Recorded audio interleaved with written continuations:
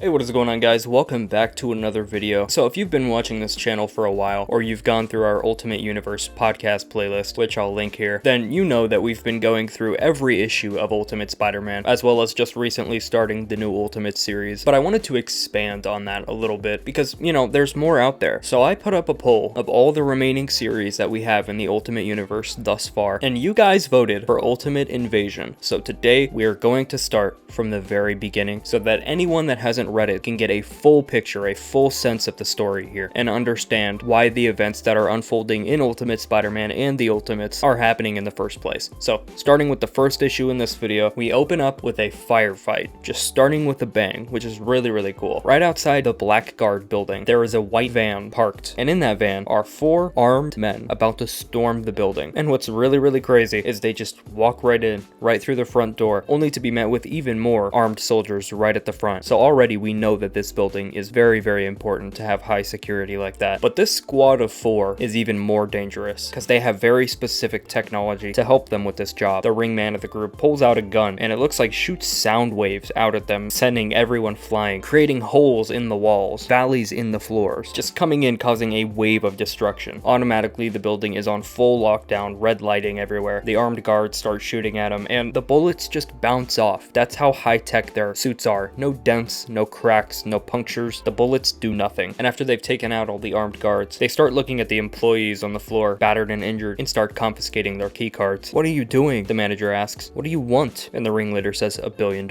Employee says, "This isn't a bank." And he turns around and shoots him in the face, saying, "We know," indicating that whoever paid him to do this job is paying him that much to do it. One of the other soldiers says, "Wait, did you say $1 billion?"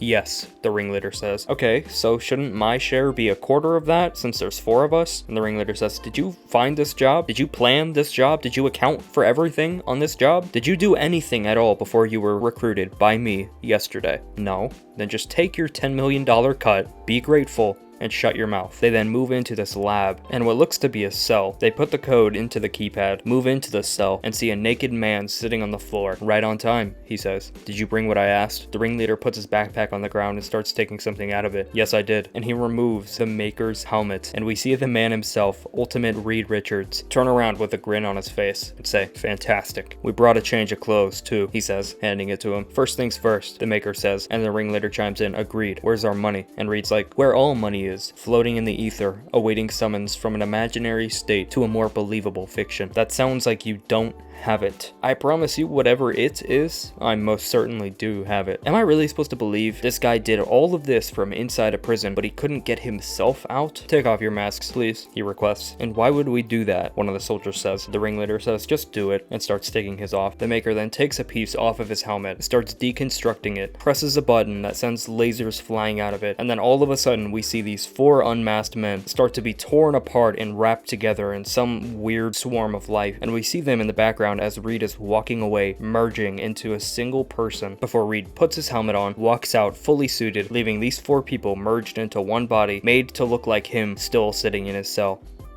That was 2 months ago. We then see main Reed Richards and Black Panther standing around in a bunch of rubble. "All around us, cities are crumbling," T'Challa says, and we realize that they're standing over the Blackguard building. They then go in and check the cell where Ultimate Reed was supposed to be, with T'Challa saying, "Okay, he's still here." And Reed says, "Is that really you, Reed?" And then we see this monstrous formation of 4 people made to look like him turn around, swivel the head, and say, "If you can't tell by now," and then it just completely falls apart into a bunch of slime and decay, and he says, "Could you ever?" Meaning that the whole plan was to merge these 4 people into a clone of him, only until main Reed Richards got there to confront it, and then it falls apart. "You're the smartest man in the world, Reed, and now there's an evil version of you loose in the world," T'Challa says. "This needs to be handled quickly. Where do you think he's gone?" "I'm less worried about where he is, and more worried about what he's been doing."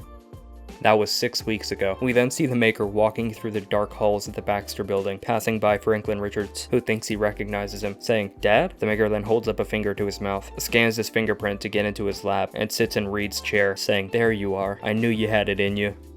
That was 5 weeks ago. The next day, Marvel's Illuminati meets up once again in Necropolis, and someone asks, so what did he take? I'm not sure, he says, covered his tracks well. What we do know is where he went after that, don't we? And then we see this montage of him sneaking into Wakanda, sneaking into the home of the Inhumans, breaking into Stark warehouses, even going to Krakoa and stealing multiple important artifacts from each location. He stole vibranium from Wakanda, stole Terrigen spheres from the Inhumans, stole a bridge from a Stark warehouse, and then stole a mutant gateway from Krakoa. All of these before breaking into the Sanctum Sanctorum and stealing an immunity lance, as well as a dilution shield from Atlantis. So, the question is, what is the Maker going to make with all of these artifacts? We then jump to Miles Morales' apartment in Brooklyn as he sleeps in the dead of night, with the Maker in the corner of the room saying, how can you possibly sleep with the world moving as it is, the gears of this fraudulent, infernal machine grinding our bones to dust? We then see a flash of light brighten up the room, with Miles flipping around out of pure instinct, saying, what the? Who are you? The Maker stands tall with his arms behind his back. Have we not met? I cannot tell with so many of you. The masks and monikers, and more than that, the repetitive nature of so many of you heroes. Who the hell are you? Miles says, you are Miles Morales, and I am your brother. What? I read about it in Mr. Fantastic's records. It was some trick of universal rebirth and reality shaping, but according to the secret history, it's something every creature on this planet, in this universe, shares. But you and I have something that sets us apart from them, apart from their shared history. We are the only two survivors of a dead universe, Miles. The only living children of gods erased from history. Did you know that? Did you not? Miles says. No, not in the way I do now. But if you know, then you must feel the same itch that I do. The one you cannot reach. The one you cannot scratch. The pull of nothingness and oblivion that we share from the world we are from. The feeling of lives erased and forgotten. I am going home. Would you like to come with me? Oh man, you're totally serious, aren't you? It felt wrong to go and not ask you to come along. I would want to be asked if the roles were reversed. And Miles thinks about the life he has here, the people he has, and says, nah, I'm good. The Maker hands him a piece of paper and says, if you change your mind. Miles looks down at the note and sees that it's completely blank, which I thought was a great moment to have between these two because they are the only ones left. So to kind of address that and not leave him out of the story completely and also kind of forge a connection between these two is really, really cool. But then we jump way ahead in time, and after all the loose ends have been tied up for the Maker, he just jumps into action, putting all of these parts together and creating a machine, which the Illuminati are able to detect. They then head there and try to attack first thing, with Reed saying, we're gonna stop you. And we look at this machine that the Maker has created with all of these different parts, and I promise you, the Maker says, that by the time you do figure out where I'm gonna go, I will have already left you long behind. My path, you see, is set. My course fixed. We'll follow you, T'Challa says. We'll find you. Not likely, the Maker says. The bridge controller is set to purge and randomize as soon as I travel through. You might be able to find out where I went later, but the encoding of this machine is the best encryption under this or any other sun. It would take years to stop me, decades even. Do you really want to find me that badly? I'm going someplace I can call my own, someplace I can create in my vision. Reed then looks to the rest of the Illuminati and says, oh god, I know what he's gonna do. We have to stop him while we still can. Do it. Do it now. Send everything. And they all use the max of their power to try and get through the shield surrounding the machine. And of course, the smoke clears, and it did nothing. Finished? He says with a grin. You know better than that, Reed answers. Do I? The Maker asks. I've often wondered, if our roles had been reversed, would I be any different? Would you? It's why I waited, why I left this trail for you to follow. It was for this moment, so I could ask you this one simple question. If you could do it all again, if you could truly change things, if you had the chance, would you erase me from existence? Reed waits for a moment, staring him down, and says, yes. I'll keep that in mind, the Maker says, and they all watch as he disappears into the portal.